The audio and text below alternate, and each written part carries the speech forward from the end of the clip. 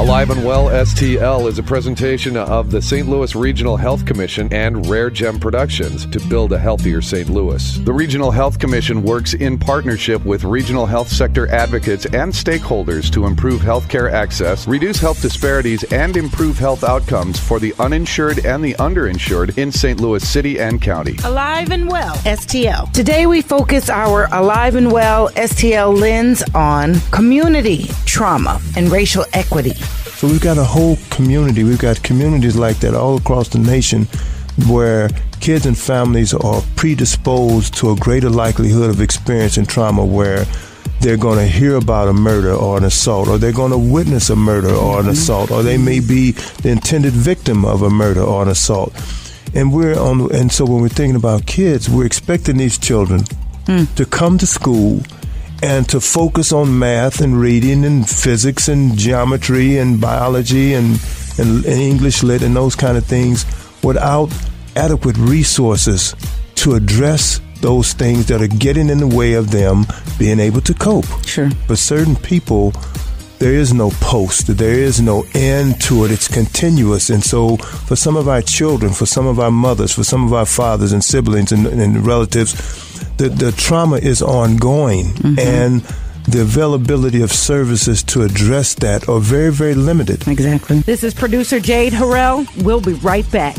We all have stress in our lives, and not all stress is bad. But when we live with high levels of stress called toxic stress, we're not achieving our greatest potential. Do you know when stress is too much? Do you know when it's unhealthy? Do you know when you could use some support to manage stress and overcome the difficult things that may happen to you? We'll take 5 to find out how you respond to stress. Take the time to care for yourself and thrive, because when you feel better, you'll do better. You'll see. Visit AliveandWellSTL.com to learn more.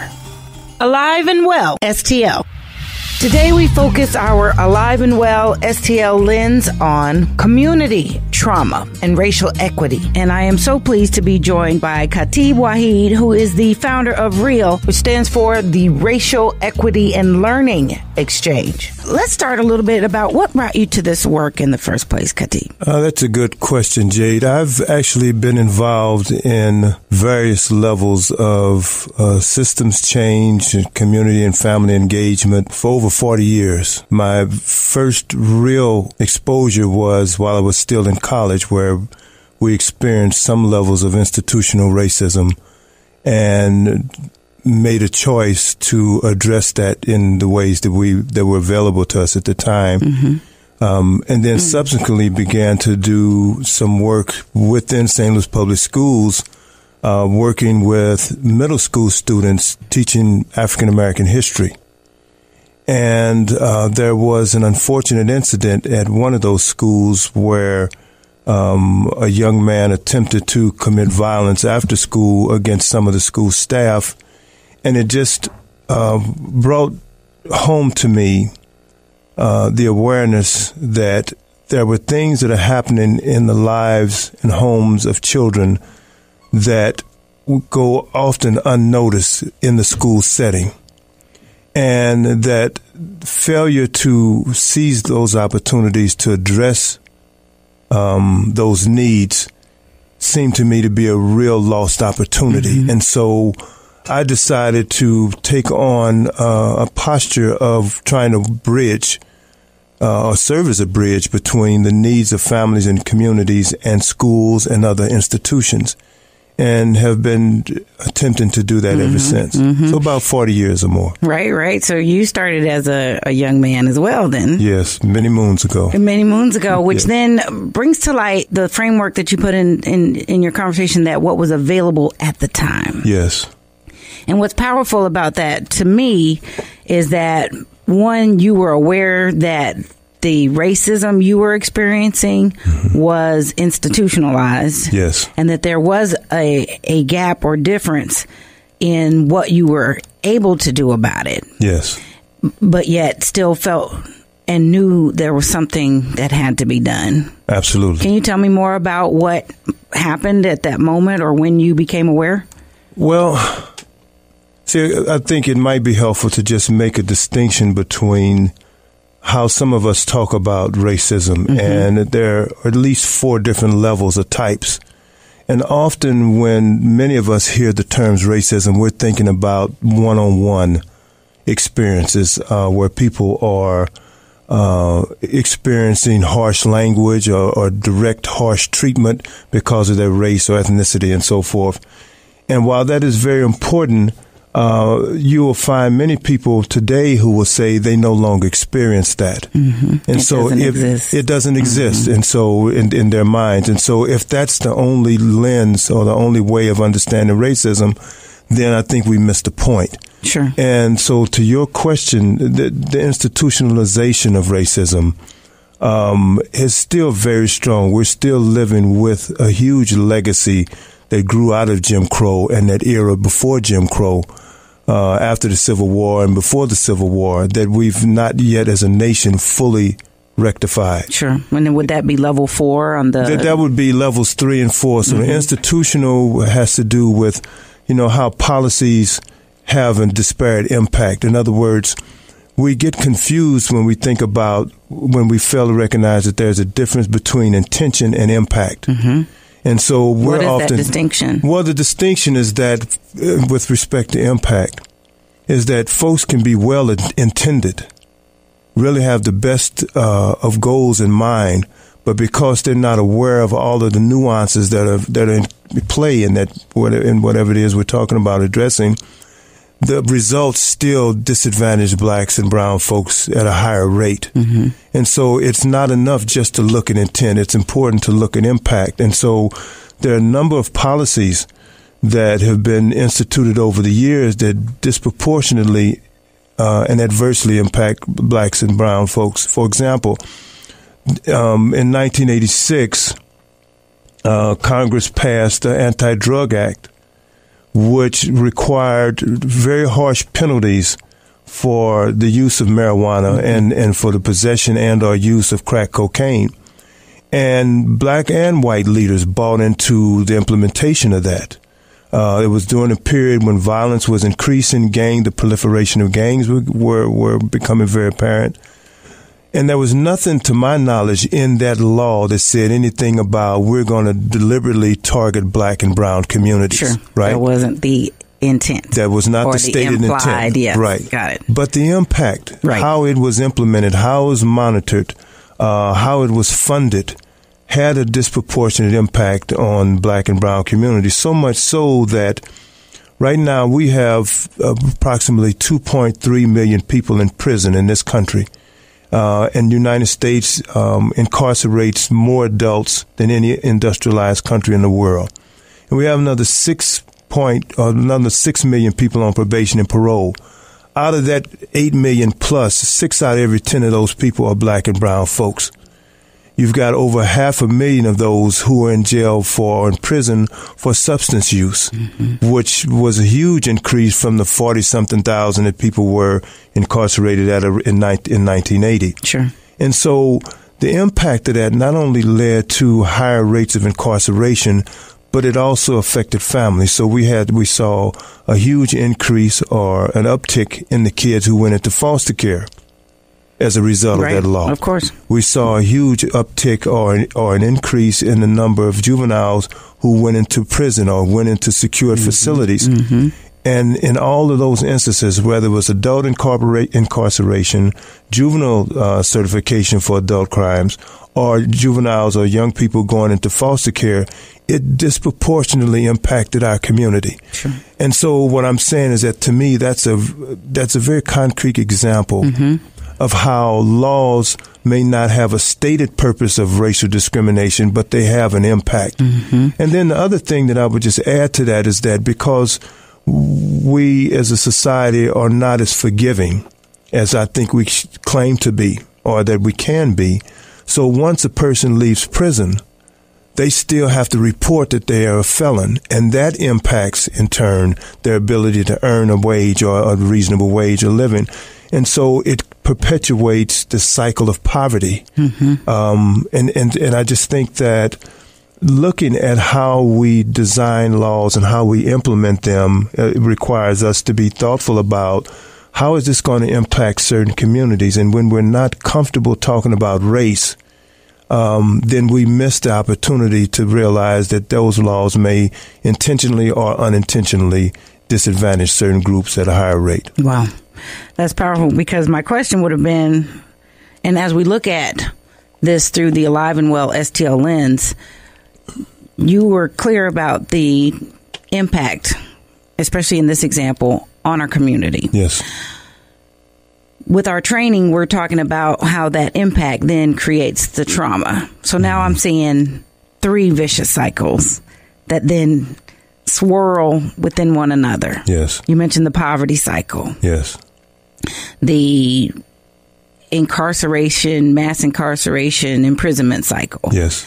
And then a one that then goes directly to our community response and trauma. Yes, our cycle, emotional well-being. Our emotional well-being, because there's a cycle there too. Yes, it is. And so with all of these things swirling together in one specific space, yes, I envision these things are all going to just amplify and keep fueling and feeding within each focus. What can you tell us about the psychological and behavioral effects of this trauma? Well, there are a number of first of all, trauma is defined in layman's terms as finding your ability to cope to be overwhelmed by those circumstances. Finding your ability to cope. Yes. Trauma overwhelms one's ability to cope. Yes. And there's so many different symptoms of it that have to do with inability to sleep, high levels of anxiety and hypervigilance, sure. The inability to maintain good relationships, becoming detached, and losing interest in things that once were very exciting for a person, taking on substances, using substances to cope with the pain and the loss.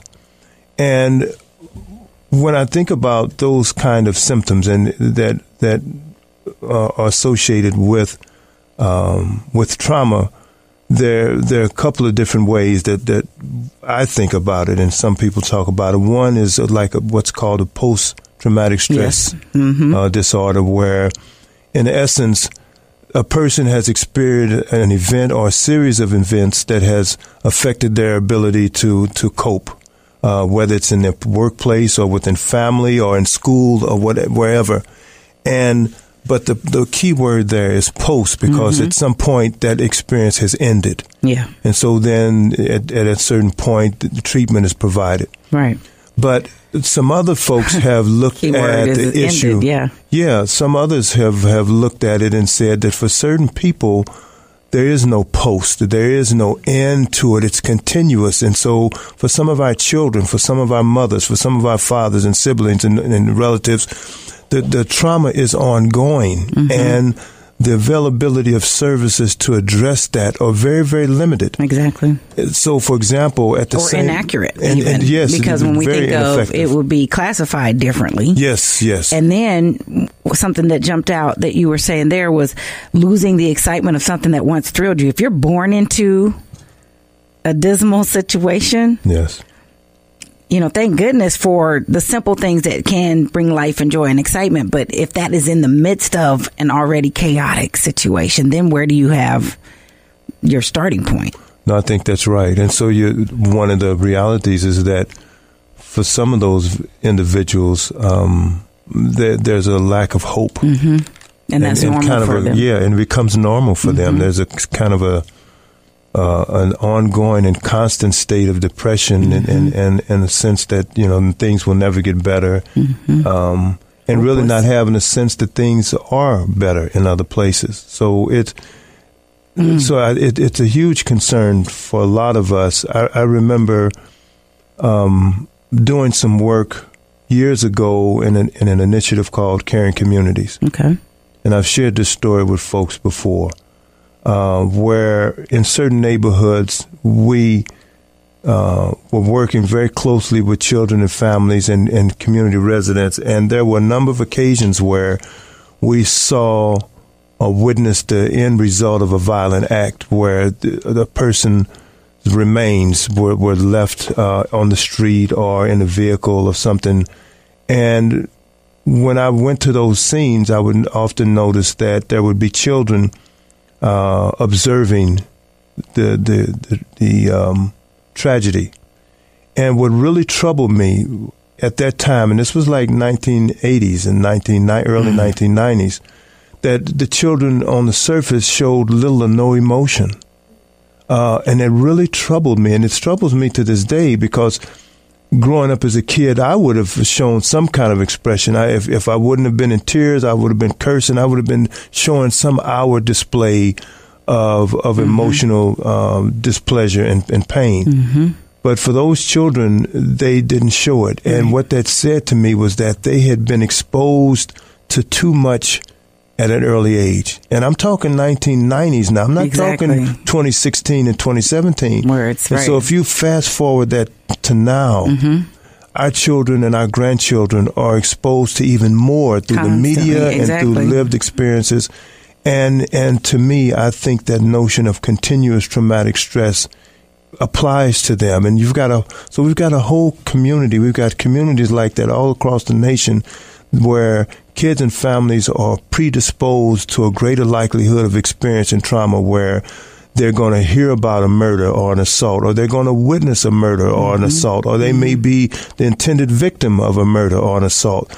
And so when we're thinking about kids, we're expecting these children to come to school and to focus on math and reading and physics and geometry and biology and English lit and those kind of things without adequate resources to address those things that are getting in the way of them being able to cope. Sure. They're not able to cope with those things. And I want to say that because of Alive and Well and because of the Department of Mental Health and a lot of people like at Places for People with Joe Yancey and some work that Demetrius Johnson at his foundation have been doing, and a number of other people. I may get myself in trouble calling out names, but we've had them all on as well. But the point to me is that there are a number of people who increasingly are aware of this phenomena and the impact that it has.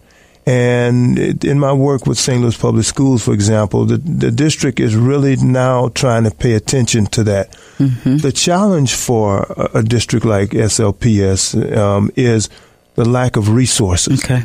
It is, and again, this would be an example of structural racism. Okay. There's no one. We've got a powerfully bright and committed superintendent, right? Yes, we do. Dr. Kelvin Adams really does get it,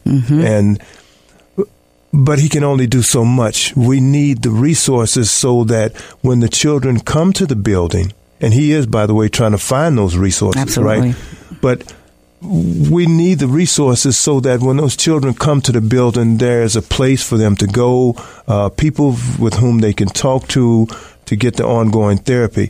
So that's what you would classify as available resources. So we talked about your early days where you used what was available. Yes. Are the resources available to address what is newly becoming aware of? No. Do they exist? Okay, so then they not only need to be created, then we also need access to them. I think that's right. I mean, it is growing, but what gives us a reason to pause is that we really don't know how many people have experienced trauma because we're not doing the assessment, right? And so one can only guess and speculate. But we had over 180 murders last year and over 180 the year before. Multiply that times the number of people who are in those families. Right. And then we could ask a simple question, are there enough therapists? Are there enough clinical staff in the region who can relate to those families from a culturally competent, culturally sensitive perspective that will have the time to build the trust first to overcome the stigma that are associated with getting services like that, and then spending the time and making a commitment to actually make a difference. And I would say to you that there are people who are really trying to do that, and there are people who are doing that, but I don't think that there are enough. And so when I go back to St. Louis Public Schools, for example, at too many of the buildings, and again, this is not a criticism of Dr. Adams or the SAB, but it's a reality that because we serve poor communities, economically impoverished communities, where the violence is actually occurring, we don't have enough social workers at each of those schools. Sure. We may be lucky to have 2 social workers to serve a whole student population and maybe 1 or 2 counselors. That is not enough. Right. And then for them to serve in the ways that are necessary, they would need to be fortified as well. Yes. And those willing to be in the spaces to serve would come from a similar circumstance and background. That's exactly right. There's the enormity of this, I have to say, is breathtaking. It is. Although what I see in your eyes and it is welling up in me is an excitement and fire to take it on. Yes. Because clearly there's a need and we're that determined to do something about it. Would money be the remedy? I think funding is a key step, but I also think training and preparation and incentives to retain really good staff. I think awareness.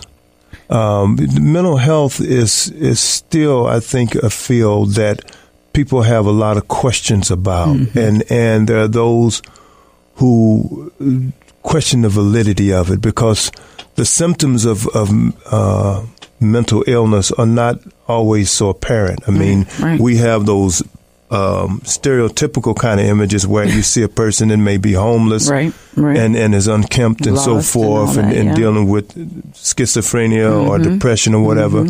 But there are people who are experiencing levels of depression and coping with it or experiencing high levels of trauma and self-medicating either with alcohol or with opiates or with marijuana. And we have no idea of food and sex and avoidance and a whole bunch of things. Right. Yes. But the thing is, like you laid it out in the beginning, that we're overwhelmed by the event or series of events and are not able to cope. Yes. The coping is there's not something that has to cover, relieve, or numb us. The coping is we can traverse it, face it and continue to function and flourish. I think that's the key. I think that's the key, Jade. It's functioning at a high level. Exactly. And flourish. Yes, sir. Yes, because again, there's a somewhat overwhelming state of inaction. Yes. Yes. And ignorance.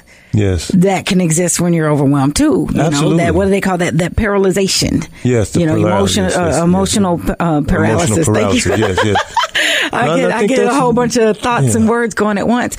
What I see here, though, in the power of your example and in your life, but what we're doing with Alive and Well STL is that if we can't find the staff and fully train and make aware folks in those key specific positions, then we all become that as you are living it. When I think of, and some of the math you were doing, the compounded impact of not only the lived experience, but what we see on our devices that may be happening to other people's lived experiences, is that you also have a compound impact. So do we all.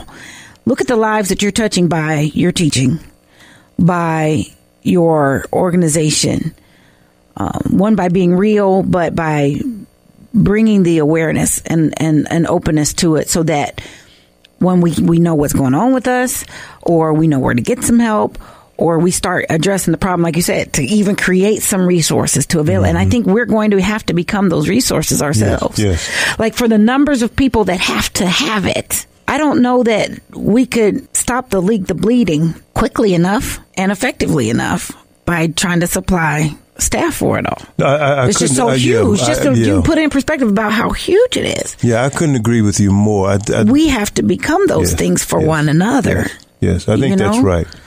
And we can be that within our families and with one another, and through these same means that we're being supplied. more trauma and more stress, then, I guess my mission with it is that through these means, that's where those healings will have to come. Yes. And that's where that trust will be established. Because somewhere in there's a sense of, hey, well, then that's okay if it's been on TV, or, hey, that's true if I heard it on the radio. Mm-hmm. And what we've utilized with media, with Alive and Well STL, and why you're here even in the studio now, is utilizing media to impact and affect change. Yes. As opposed to just reporting it. Yes. And honestly, with your heart and mission, to me, it's like an antidote infused, some healthy cells into a toxic body that can then regenerate new healthy cells and heal our community. Yes. What do you feel are our tools, and what would you encourage us to do in implementing them to make a real change here and save the spirit and emotional well-being, emotional wealth of our community? Well, that's a great question, and there are just so many tools, many of which I'm not yet aware of. Okay. Right? And I don't that's one. Let's become aware. Yeah. Better figure that out. But I think one of the simplest places to start, yes, sir, place where every individual can start, is to embrace a different way of looking at these phenomena. Okay. So what do I mean by that? Mm-hmm. Right now, when we see a person acting inappropriately or on whatever level, whether it's in the classroom or in the family, domestically or in the community or within the professional fields, is we ask the question, what is wrong with that person? Quickly. What is wrong with those people? Mm-hmm. What's wrong with that mother? What's wrong with that dad? What's wrong with that child? What's wrong with that police officer? What's wrong with that teacher? And to shift from that, to start asking, what happened to that child? What happened to that parent? What happened to that community? What happened to that police officer? What happened to that counselor? What happened to that judge? What happened to that community? The asking the question, what happened, has, among other things, a level of empathy, implied empathy. Sure. There. It's an inquiry around not judging. Yes. The former question of what's wrong with it really suggests that you've already made up your mind that person has something wrong with them, and that it may or may not be repairable. That's right. Which puts a blockage. It puts a huge barrier or blockage between the second question what's gives possible. An opening. Yes. Yes. Creates a possibility. And so, I mean, there's this. So just starting there, because too many of us say things all the time that kind of normalizes what might be considered a mental illness or some emotional pain. We'll say things like, well, that kid ain't the sharpest pair of scissors in the drawer, or, they've got a couple of loose bolts missing, or the elevator doesn't all the way go up to the top floor. And, those kind of things. You got some of the ones that came out the circle, the Johnin circle. Yeah. But what that does, though, and it's a phrase that I've been using, we've made it too okay. Yes. And it is, that's really a good way of saying it. We've made it normal. We've made it okay. And so imagine a person who is struggling with trauma or who has experienced high levels of stress and that has become toxic, and they're hearing how people are making fun of that. And so what we find is that discourages that person from getting the help that they need and deserve. Right. Yes. So it certainly has to elevate that level for them too. Right. So imagine if it was your own thing. See, this is what I want people to do as well. I want each of us to say, in your hardest, darkest day, what is the thing you need most and the thing you need least? Mm-hmm. And relate that to the person you're dealing with. Yes. This is probably the last thing they need. Right. Is for me to be making light of their condition. Exactly. Yes. And with the ladies, don't say, just calm down. Right. Yes, sir. Yeah. Oh, my goodness. Very powerful. Where would you encourage us to, of course, plugging in with the Alive and Well STL movement, where can we find out more about you, get connected with your work? How can people find you online? I do have a website. It's katibwahid.com. And I can also be reached through email at katib.wahid@sbcglobal.net. I'm still, we joked but seriously, about my challenges technologically. So I'm learning now how podcast works. Oh, we got you covered. And Facebook and those kind of things. Covered. I'm still stuck in the previous century. That's all good. In one sense, yes. but a lot is still the same. Yes. You know, so we've got you covered. Phones still work and are a valid means of communication, and so is email. And so the email again is Khatib.Waheed at sbcglobal.net and KhatibWaheed.com. Again, the aliveandwellstl.com to plug into some ways to discover what to ask and what to look at, even with your own circumstances. And likely, by you listening to this program, you're not immune to the things that are happening in and around us, but you most certainly can be a part of what will shine light in those dark places. Absolutely. It's how wonderful to have had this conversation with you today, and so admire the work that you do and have been at. Well, I appreciate the opportunity, and if I may, if I have just one quick second. Yes, if there's anything I missed, in fact. Every Thursday, from 6 to 8 p.m., I'm a part of an effort with Joe Yancey at Places for People, and it's connected with some work at St. Louis Public Schools, where we convene homicide trauma support group meetings. Mm-hmm. And these are meetings for persons who've lost a loved one to gun violence. And we've been meeting there at the Demetrius Johnson Foundation for well over 3 years, every Thursday. And we want to encourage persons who have experienced that tragic loss to consider showing up. We welcome you. We wish that you did not need the services, but we welcome you to come and take advantage of it. You know, there's no closed enrollment period. There are no fees associated with that. We just want you to come and know that there are people there who will embrace you. That's right. And encourage you. And together we take a journey towards healing. And within the last couple of weeks, we've actually begun to establish a group just for men, so that because men do process some of these things very differently. Absolutely. And men need an outlet for that as well, so we can curtail some of the anger and violence that comes as a result of not having healed. Absolutely. But again, 6 to 8 every Thursday at 724 North Union at the Demetrius Johnson Charitable Foundation, Community Foundation. Absolutely. And we, at Alive and Well STL, in one of our earlier episodes, we went to one of those sessions. So if you want to get a feel for what they do and really the heart behind it, you can listen to that episode, as well as an episode with a father who has 2 sons and lost nephews, and shares his heart directly of how he copes and takes on the stress and trauma of having lost a loved one to gun violence. Khatib, you said we.